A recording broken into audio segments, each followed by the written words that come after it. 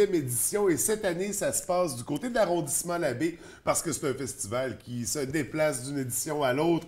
Alors, ce sera au Mont-Bellu et là, on en parle avec les organisateurs Andréane Ouellette et Francis Larouche qui sont avec nous. Bienvenue à tous les deux. Bien parce qu'on s'était vu l'année passée pour la première édition.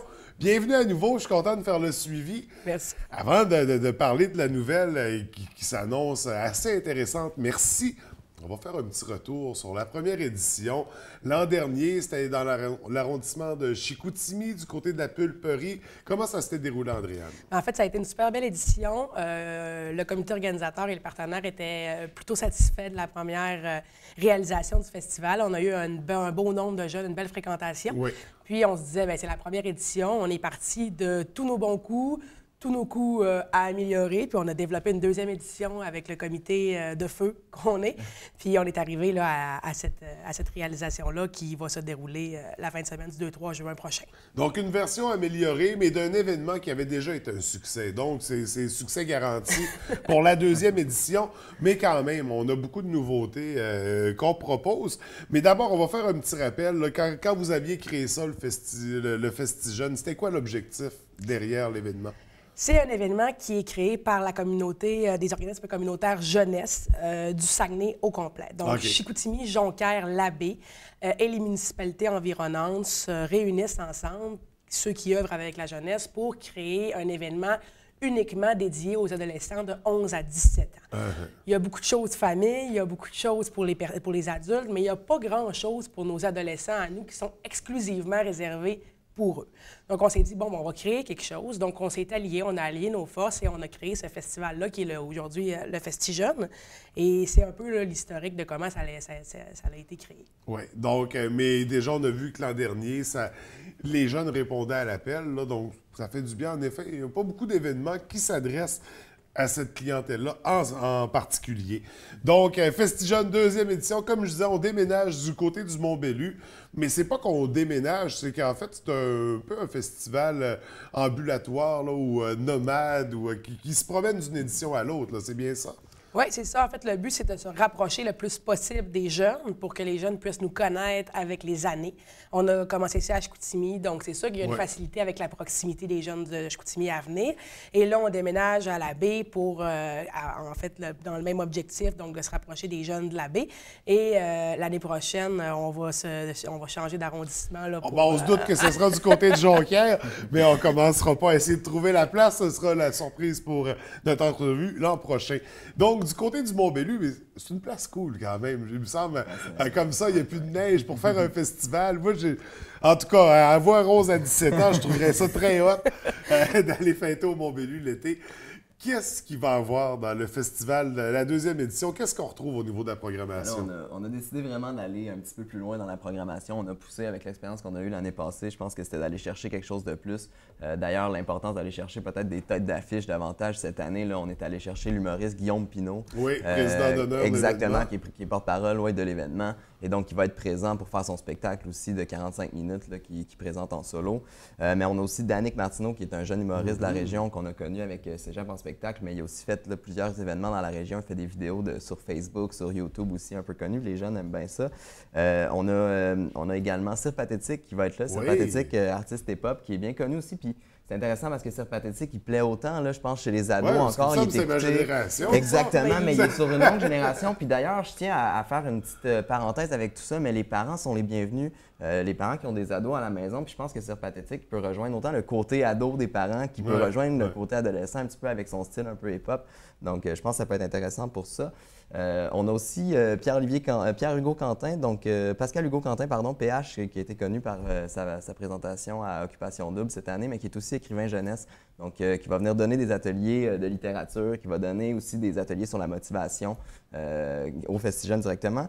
Puis c'est aussi plein d'autres activités, là, autant des ateliers, des spectacles. Il va y avoir un peu de tout, là. On touche le jeu vidéo, on a un art de jeu vidéo, on va parler d'e-sport aussi cette année. C'est une nouvelle vocation, on peut maintenant performer dans une équipe sportive de jeux vidéo, c'est possible. On a également des ateliers de slam, des ateliers d'improvisation, du beatbox. On a un orchestre ambulant qui va venir avec toutes sortes de patentes, on va pouvoir taper dessus. Puis un gros défi pour nous autres cette année, ça a été on va installer une tyrolienne, donc au Mont-Bellu. Tu parlais tout à l'heure que c'était intéressant, un festival au Mont-Bellu, mais de mettre une tyrolienne dans la montagne avec la vue sur la baie. Ça risque d'être extraordinaire. assez impressionnant. Puis je le rajoute aussi, là, mais le Mont-Bellu ouvre pendant la même fin de semaine son bike park, donc le vélo de descente de montagne. Je tiens à dire par contre que le jeune qui veut venir participer à l'événement, il doit apporter son propre vélo de montagne sur place, mais l'entrée va être totalement gratuite pour lui. Donc, il va pouvoir le pratiquer, mais ça Exactement. prend l'équipement. Oui. Donc, parce que là, vous avez déjà une panoplie d'activités à gérer. Donc, mais vraiment, c'est extraordinaire. J'essaie de visualiser l'espace que ça va prendre, parce que là, vous occupez le bâtiment, j'imagine. Oui. Il va y avoir des trucs à l'extérieur aussi. Dans le fond, on s'est concentré principalement là, avec le premier stationnement vraiment le plus proche du bâtiment. Ah oui. Le bâtiment est juste derrière, là, au pied des pentes, en fait. Là. Les activités vont être là, donc autant intérieur qu'extérieur. On a une très grosse programmation, comme Francis l'a nommé.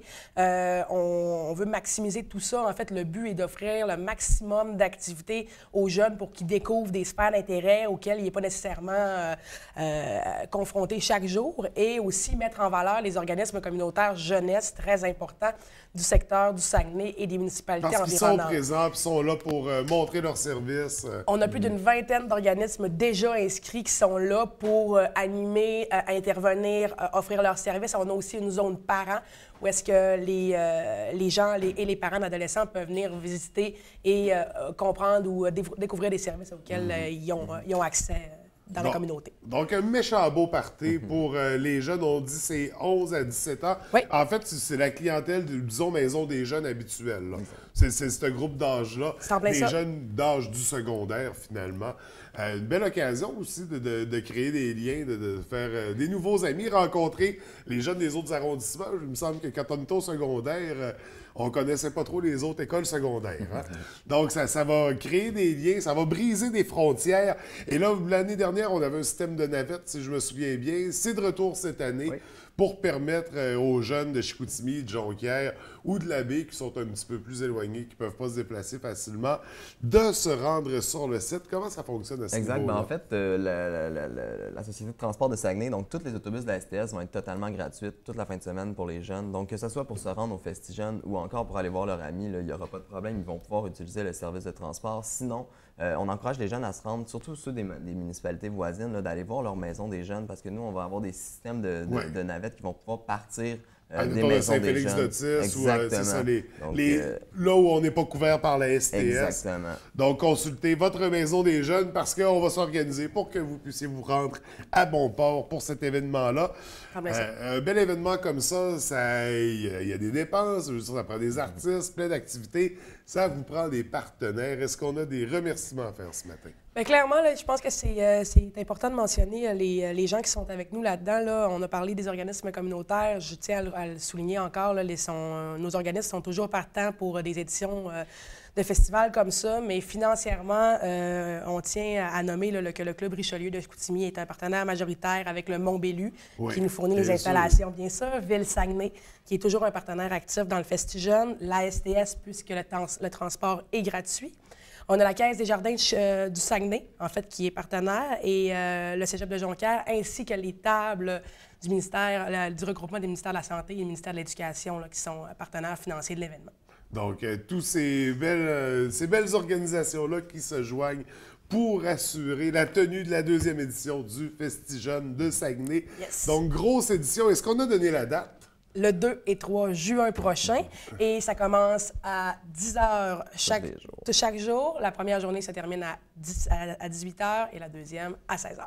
Donc, toute la programmation, tous les détails sont sur la page Facebook Festigène Saguenay. Super facile à trouver. Beau visuel d'ailleurs. Félicitations.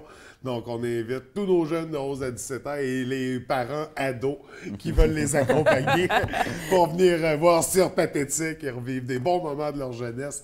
Donc, ça se passe ce week-end-là, les 2 et 3 juin. Donc, écoutez, merci à tous les deux. Félicitations pour la nouvelle édition. Puis, écoutez, on vous souhaite beaucoup de succès et beaucoup de participation de nos jeunes. Merci. Merci, bonne journée.